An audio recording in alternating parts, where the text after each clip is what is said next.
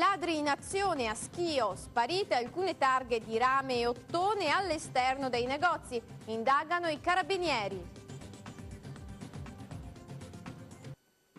Vandali ancora in azione nel centro storico di Schio.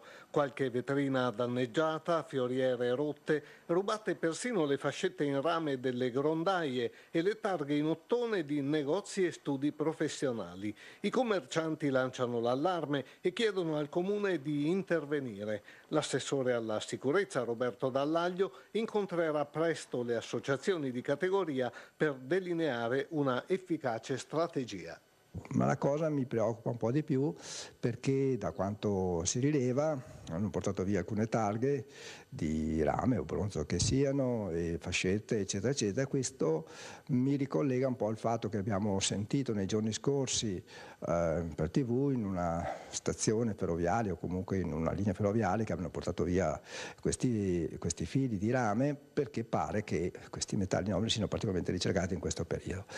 Innanzitutto, continua l'assessore, la mia solidarietà ai commercianti colpiti. Aumenteremo la vigilanza e non è escluso, forse installeremo nuove telecamere. Se non siamo di fronte a dei ragazzi che hanno bevuto una birra in più, continua, ma piuttosto ad una banda di ladri organizzata, la mia preoccupazione aumenta. In ogni caso vedremo con i commercianti stessi di prendere le decisioni giuste per fronteggiare il fenomeno.